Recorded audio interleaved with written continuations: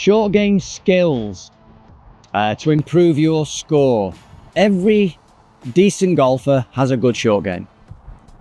The first thing you've got to assess when you get around the green and choose is the right type of shot. We're going to do 3 shots here. I've got a 9-iron from the front of this green, nothing in front of me, pretty flat. I'm going to use a chip and run shot. It's going to chip a little, then it's going to run a lot. And then we're going to have a couple of other ones around the green, a little bit more lofted shots, etc, etc. So choosing the right shot and being able to hit a low shot, chip and run, sort of a mid-height shot and then a high shot, really is all you need. And if you can master those, your scores will come tumbling down. So first of all, chip and run shot. I'm going to narrow my stance. I like to stand really narrow actually, so I get a nice, slightly unbalanced to begin with if you started doing this. But essentially, I think it's good for the flow of the swing. Don't want to be too wide. So nice narrow stance. I've pulled my left foot back a little bit. I have a little bit of weight on the left side, 60-40 only, and my hands are slightly ahead of the ball, which would take a bit of loft off the 9-iron. So in effect, I'm using an 8-iron. Okay. The nearer you get to the flag in golf, the more feel there is in it. You've got to rely on your instinct here. You know, and sometimes I like to sort of just pretend I'm bowling the ball to try and get a feel of the distance. All right. Bit tricky today because we've sanded the greens here, but let's have a go. I'm going to take the club back, again, instinctively. I haven't got an exact distance. It's like taking a penalty kick at football. How far back does Ronaldo take his foot when he's taking a penalty? He has no idea. So it's all a feel thing, throwing a dart, wherever it might be.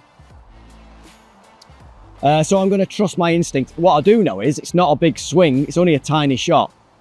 It's almost like a big putt with loft. That's what it is, really.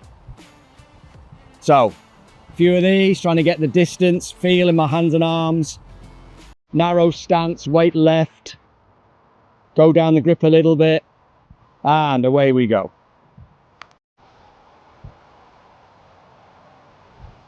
Okay, not so bad. A little short, caught up in the sand, but I'm quite happy with that.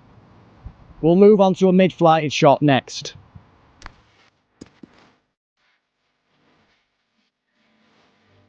So on this occasion, come round to the side of the green.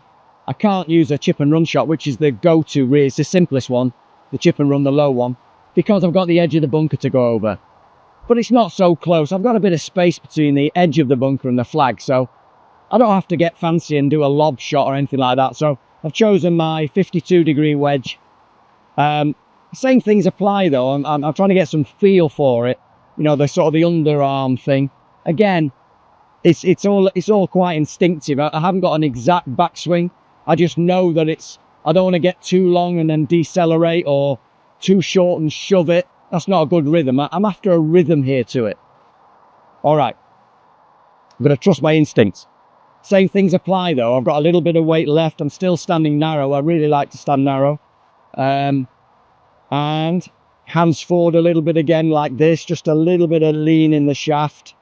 That just is a bit of a guarantee I'm going to get to that position at impact and I'm not going to flick or something. Okay, so standard release of the club. All right, away we go.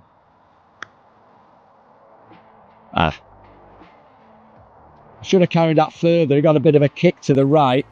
So I'm going to do another one. All right, okay.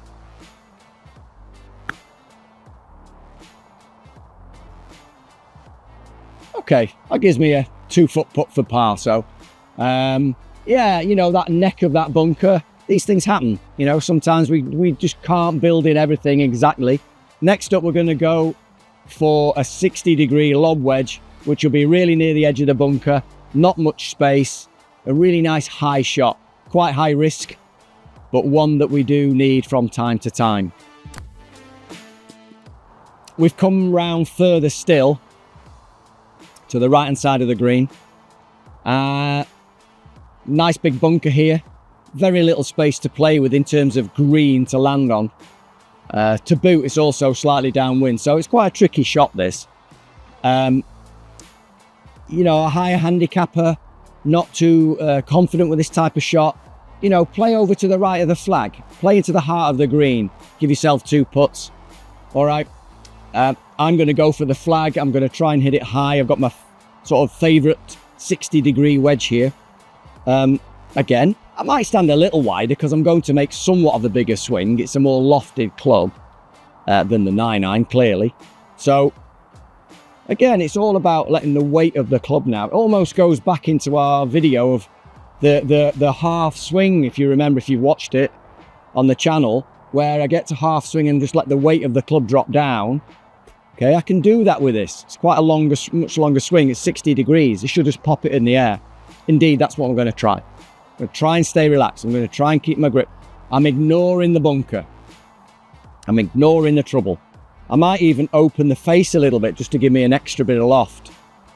Okay. All right, so. Okay, here we go.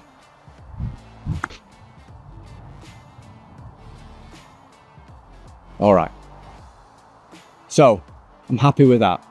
You know what? I was quite lucky there because this ball was lying on an upslope, slight upslope.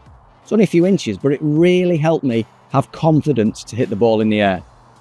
Right, I just let the weight of the club go down. It reacted with the ground and the ball, a little bit of bounce, and away it went up in the air. Okay. All right, so happy with that. So there we go. So we've done a chip and run 9-iron, which is a go-to shot for the majority of you. We've done a mid-wedge, a sort of mid-height shot from over there. And then we've done this lovely high one with my 60-degree lob wedge. Now, if you can master those 3 shots, honestly, you're gonna get great scores. Your scores are gonna come tumbling down. So anyway, as always, if you enjoy them, please subscribe. I really enjoy doing these, and we'll see you next time.